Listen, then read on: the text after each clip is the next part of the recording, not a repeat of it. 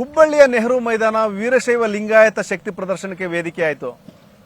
ಅಖಿಲ ಭಾರತ ವೀರಶೈವ ಲಿಂಗಾಯತ ಮಹಾಸಭಾದ ನೇತೃತ್ವದಲ್ಲಿ ಆಯೋಜನೆ ಮಾಡಲಾದಂತಹ ವೀರಶೈವ ಲಿಂಗಾಯತ ಏಕತಾ ಸಮಾವೇಶ ಒಂದು ರೀತಿಯಲ್ಲಿ ಒಗ್ಗಟ್ಟಿನ ಮಂತ್ರ ಜಪಿಸುವ ಸಾಕ್ಷಿಯಾಯಿತು. ಜೊತೆಗೆ ವಿವಿಧ ಮಠಾಧೀಶರು ಮತ್ತು ರಾಜಕಾರಣಿಗಳು ಈ ಒಂದು ಕಾರ್ಯಕ್ರಮದಲ್ಲಿ ಭಾಗಿಯಾಗುವ ಮೂಲಕ ಒಗ್ಗಟ್ಟಿನ ಮಂತ್ರ ಜಪಿಸಿದ್ರು. ಜೊತೆಗೆ ಏನು ಒಗ್ಗಟ್ಟಾಗಿದ್ರೆ ಒಂದು ಮುಂದಿನ ದಿನಗಳಲ್ಲಿ ಸಂಘಟನೆ ಮತ್ತು ನಮ್ಮ ಸಮಾಜಕ್ಕೆ ಒಳ್ಳೆಯದಾಗುತ್ತೆ ಅನ್ನೋ ಒಂದು ಸಂದೇಶವನ್ನು ಕೊಡುವಂತಹ ಕೆಲಸ ಮಾಡಿದ್ರು.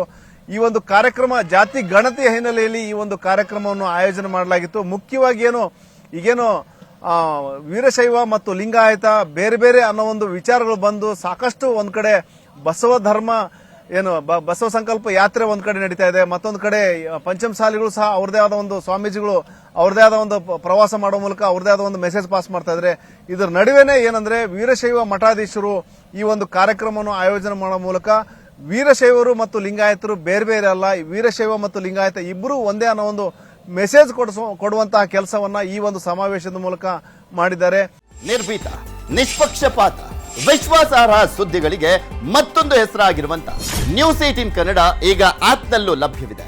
ದಯವಿಟ್ಟು ಇಲ್ಲಿರುವ QR ಕೋಡ್ ಅನ್ನ ಸ್ಕ್ಯಾನ್ ಮಾಡಿಕೊಂಡು ಆಪ್ ಅನ್ನ ಡೌನ್ಲೋಡ್ ಮಾಡೋದಕ್ಕೆ ಮರಿಬೇಡಿ. ನಿಮ್ಮ ಬೆಂಬಲ ಹೀಗೆ ಸದಾ ನಮ್ಮೊಂದಿಗಿರಲಿ. ಧನ್ಯವಾದ.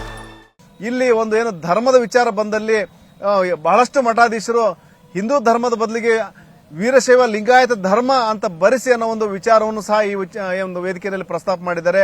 ಆದರೆ ರಾಜಕಾರಣಿಗಳ ವಿಚಾರಕ್ಕೆ ಬಂದಲ್ಲಿ ಅಲ್ಲಿ ಕೆಲವು ಮುಖಂಡರು ಹಿಂದೂ ಅಂತ ಬರೆಸಿ ಧರ್ಮದ ಕಾಲಂನಲ್ಲಿ ಮತ್ತು ಉಳಿದಂಗೇನು ಜಾತಿ ಕಾಲಂನಲ್ಲಿ ವೀರಶೈವ ಲಿಂಗಾಯತ ಅಂತ ಬರೆಸ್ತಾರೆ ಅಂತ ಹೇಳಿದ್ರು. ದಿಂಗಾಲೇಶ್ವರ ಶ್ರೀಗಳ ನೇತೃತ್ವದಲ್ಲಿ ನಡೆದಂತ ಸಮಾವೇಶದಲ್ಲಿ ನೂರಾರು ಮಠಾಧೀಶರು ಭಾಗಿಯಾಗಿದ್ರು. ಹಲವಾರು ಮಾಜಿ ಸಿಎಂಗಳು ಇರಬಹುದು, ಸಚಿವರು, ಶಾಸಕರು, ಹಲವಾರು ಮುಖಂಡರು ಸಹ ಈ ಒಂದು ಕಾರ್ಯಕ್ರಮದಲ್ಲಿ ಭಾಗಿಯಾಗಿ ಒಂದು ಒಗ್ಗಟ್ಟಿನ ಮಂತ್ರ ಜಪ ಮಾಡಿದ್ರು. ಇಡೀ ಒಂದು ಸಮಾವೇಶದಲ್ಲಿ ಒಂದು ಮೆಸೇಜ್ ಪಾಸ್ ಮಾಡಿತು. ಅಂದ್ರೆ ವೀರಶೈವ ಮತ್ತು ಲಿಂಗಾಯತ ಬೇರೆ ಬೇರೆ ಅಲ್ಲ, ಇವರು ಎರಡೂ ಸಹ ಒಂದೇ. ಮುಂದಿನ ದಿನಗಳಲ್ಲಿ ಈ ಎರಡೂ ಒಂದು ವೀರಶೈವ ಲಿಂಗಾಯತ ಒಂದು ಪ್ರತ್ಯೇಕ ಧರ್ಮಕ್ಕಾಗಿ ಹೋರಾಟ ಮಾಡೋಣ ಅನ್ನೋ ಮೆಸೇಜ್ ಪಾಸ್ ಮಾಡಿತು. ಜೊತೆಗೆ ಈ ಧರ್ಮದ ಕಾಲಂನ ವಿಚಾರದಲ್ಲಿ ಏನ್ ನಮೂದಿಸಬೇಕು ಅನ್ನೋದು ಇನ್ನೂ ಸಹ ಸ್ಪಷ್ಟವಾಗಿಲ್ಲ. ಅಂದ್ರೆ ಈ ವಕೀಲರು ಇರ್ಬೋದು, ಬೇರೆ ಬೇರೆ ಸಮಾಜದ ವಕೀಲರು ಬೇರೆ ಬೇರೆಯವ್ರನ್ನ ಸಂಪರ್ಕ ಮಾಡಿ ಚರ್ಚೆ ಮಾಡಿ ಅಂತಿಮ ನಿರ್ಧಾರ ಕೈಗೊಂಡ ನಂತರ ಮುಂದಿನ ದಿನಗಳಲ್ಲಿ ತಿಳಿಸಲಾಗುತ್ತೆ ಅಂತ ಒಂದು ಮಾತನ್ನು ಹೇಳಿದ್ರು. ಇಲ್ಲಿ ಅಖಿಲ ಭಾರತ ವೀರಶೈವ ಲಿಂಗಾಯತ ಮಹಾಸಭಾದ ಮುಖಂಡರು ಮತ್ತು ಅರಣ್ಯ ಸಚಿವ ಈಶ್ವರ್ ಖಂಡ್ರೆ ಅವರು ಮಾತನಾಡಿ ಇಲ್ಲಿ ಧರ್ಮದ ಕಾಲಂನಲ್ಲಿ ವೀರಶೈವ ಲಿಂಗಾಯತ ಅಂತೇಳಿ ಮೆನ್ಷನ್ ಮಾಡಬೇಕು, ಜಾತಿ ಕಾಲಂನಲ್ಲಿ ಒಳಪಂಗಡಗಳಿದಾವೆ, ಜಾತಿಗಳಿದಾವೆ ಆ ಒಂದು ಜಾತಿಗಳು ನಮೂದು ಮಾಡಬೇಕು ಅನ್ನೋ ಒಂದು ವಿಚಾರವನ್ನು ಕರೆ ಕೊಟ್ಟರು. ವೀರಶೈವ ಲಿಂಗಾಯತ ಮಹಾಸಭೆ ಮತ್ತು ಮಠಾಧಿಪತಿಗಳ ಒಕ್ಕೂಟದ ವತಿಯಿಂದ ವೀರಶೈವ ಲಿಂಗಾಯತ ಏಕತಾ ಸಮಾವೇಶ. ಈ ಸಮಾವೇಶದಲ್ಲಿ ಸಾವಿರಾರು ಜನ ನಮ್ಮ ಪರಮ ಪೂಜ್ಯ ಗುರುಗಳು ವೇದಿಕೆ ಮೇಲೆ ಇದ್ದಾರೆ. ಪೂಜ್ಯ ರಂಭಾಪುರಿ ಜಗದ್ಗುರುಗಳು, ಕಾಶಿ ಜಗದ್ಗುರುಗಳು, ಈಗ ಪೂಜ್ಯರು ಹೇಳ್ತಾ ಇದ್ದಾರೆ ಯಾರ ಹೆಸರು ಬೇಡ.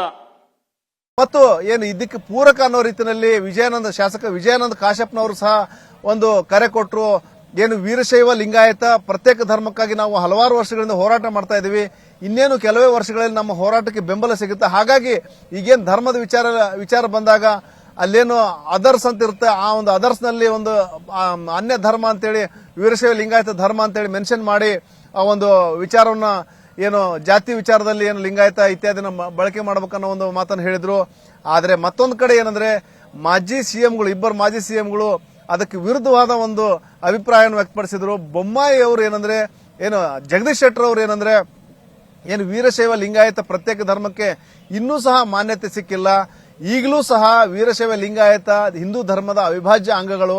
ಹಾಗಾಗಿ ನಾವು ಜಾತಿ ಗಣತಿ ವಿಚಾರ ಬಂದಾಗ ಹಿಂದೂ ಧರ್ಮದ ಕಾಲಂನಲ್ಲಿ ಹಿಂದೂ ಅಂತಾನೆ ಮೆನ್ಷನ್ ಮಾಡಬೇಕು, ಜಾತಿ ಬೇರೆ ಬೇರೆ ನಮ್ಮ ಜಾತಿಗಳನ್ನ ಮೆನ್ಷನ್ ಮಾಡಬೇಕು ಅನ್ನೋ ಒಂದು ಮಾತನ್ನು ಹೇಳಿದ್ರು.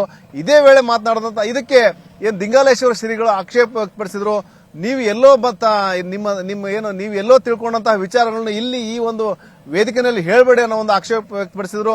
ಅಲ್ಲದೆ ನಿಮ್ಮ ಕೈಯಲ್ಲಿ ಎಲ್ಲೋ ಬರ್ಕೊಂಡು ನೀವೇನು ಬರ್ಕೊಂಡು ಬಂದಂತಹ ಟಿಪ್ಪಣಿನ ಇಲ್ಲಿ ಓದಿ ಜನರಿಗೆ ಗೊಂದಲ ಸೃಷ್ಟಿ ಮಾಡಬೇಡ್ರಿ.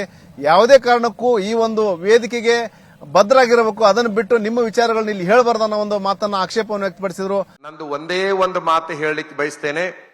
ನಾವೆಲ್ಲರೂ ಮನೆ ಒಳಗೇನು ಕಸ ಹೊಡಿತಿರ್ತೀವಲ್ಲ, ಕಸಬರ್ಗಿ ಅಂತ ಇರ್ತದಲ್ಲ, ಆ ಕಸಬರ್ಗಿಯನ್ನ ನೀವು ಎಲ್ಲರೂ ಬಳಸಿದವರೇ ಇದ್ದೀರಿ. ಆ ಕಸಬರ್ಗಿ ಹಿಂಗ ಕಸ ಹೊಡಿತಿರ್ಬೇಕಾದ್ರೆ ಆ ಕಸಬರ್ಗಿ ಒಳಗಿಂದ ಒಂದು ಕಡ್ಡಿ ಹೊರಗೆ ಹೋಗತಿ. ಒಂದು ಕಡ್ಡಿ ಹೊರಗೆ ಹೋದಾಗ ನಾವು ಅದನ್ನ ಅಲಕ್ಷ್ಯ ಮಾಡಿಬಿಟ್ವಪ್ಪ ಅಂದ್ರೆ ಅದು ಕಸ ಆಕತಿ. ಮತ್ತ ಅದನ್ನ ತಗೊಂಡ ಕಸಬರಿಗಾಗಿ ಸಿಗಿಸ್ಕೊಂಡು ಬಿಟ್ವಿ ಅಂತಂದ್ರೆ ಅದು ಕಸಬರಿಗಾಗಿ ಉಳಿತೈತಿ.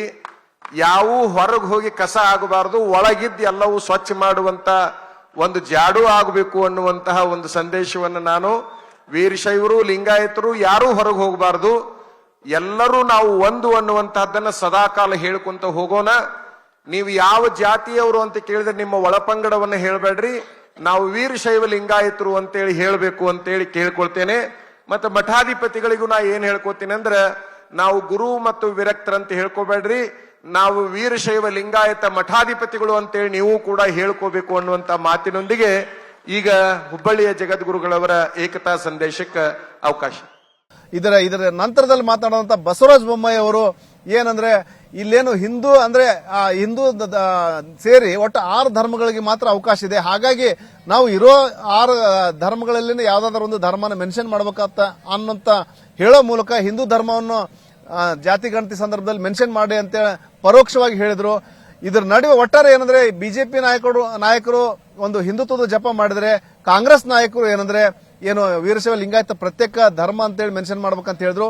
ಬಹುತೇಕ ಮಠಾಧೀಶರು ಸಹ ಇಲ್ಲಿ ವೀರಶೈವ ಲಿಂಗಾಯತ ಪ್ರತ್ಯೇಕ ಧರ್ಮ ಅಂತೇಳಿ ಮೆನ್ಷನ್ ಮಾಡುವಂತ ನಿರ್ಧಾರಕ್ಕೆ ಬಂದಿದ್ದಾರೆ. ಆದ್ರೆ ಏನು ಅಂತಿಮವಾಗಿ ಏನಂದ್ರೆ ವೀರಶೈವ ಲಿಂಗಾಯತ ಎರಡೂ ಒಂದೇ ಅನ್ನೋ ಒಂದು ಮೆಸೇಜ್ ಪಾಸ್ ಮಾಡಿದ್ದಾರೆ. ಜೊತೆಗೆ ಮುಂದಿನ ದಿನಗಳಲ್ಲಿ ಏನು ಅದನ್ನ ವೀರಶೈವ ಲಿಂಗಾಯತ ಧರ್ಮದ ವಿಚಾರದಲ್ಲಿ ಅಂತಿಮ ನಿರ್ಧಾರ ಕೈಗೊಳ್ತೀವಿ ಅನ್ನೋ ಒಂದು ಮಾತನ್ನು ಹೇಳಿದ್ದಾರೆ. ಒಟ್ಟಾರೆ ಏನು ಈ ಒಂದು ನೆಹರು ಮೈದಾನ ನಡೆದಂತಹ ಸಮಾವೇಶ ಒಂದು ರೀತಿಯಲ್ಲಿ ಕಾವ್ಯಮಯವಾಗಿತ್ತು. ದೇಶದ ಮೂಲೆ ಮೂಲೆಗಳಿಂದ ಕಾವಿದಾರಿಗಳು ಬಂದಿದ್ರು, ಸಾವಿರಾರು ಜನ ಸಹ ಬಂದಿದ್ರು ಮತ್ತು ಏಕತೆಯ ಜಪ ಮಾಡಿದ್ರು. ವೀರಶೈವ ಲಿಂಗಾಯತ ಒಂದೇ ಅನ್ನೋ ಒಂದು ಏಕತೆಯ ಒಂದು ಸಂದೇಶವನ್ನು ಕೊಟ್ಟಿದ್ದಾರೆ. ಕ್ಯಾಮರಾಮನ್ ಅಶೋಕ್ ಜೊತೆ ಶಿವರಾಮ ಸೊನ್ನೆ, ನ್ಯೂಸ್ 18 ಹುಬ್ಬಳ್ಳಿ. ನಿರ್ಭೀತ, ನಿಷ್ಪಕ್ಷಪಾತ, ವಿಶ್ವಾಸಾರ್ಹ ಸುದ್ದಿಗಳಿಗೆ ಮತ್ತೊಂದು ಹೆಸರಾಗಿರುವಂತ ನ್ಯೂಸ್ 18 ಕನ್ನಡ ಈಗ ಆಪ್ನಲ್ಲೂ ಲಭ್ಯವಿದೆ. ದಯವಿಟ್ಟು ಇಲ್ಲಿರುವ QR ಕೋಡ್ ಅನ್ನ ಸ್ಕ್ಯಾನ್ ಮಾಡಿಕೊಂಡು ಆಪ್ ಅನ್ನ ಡೌನ್ಲೋಡ್ ಮಾಡೋದಕ್ಕೆ ಮರಿಬೇಡಿ. ನಿಮ್ಮ ಬೆಂಬಲ ಹೀಗೆ ಸದಾ ನಮ್ಮೊಂದಿಗಿರಲಿ. ಧನ್ಯವಾದ.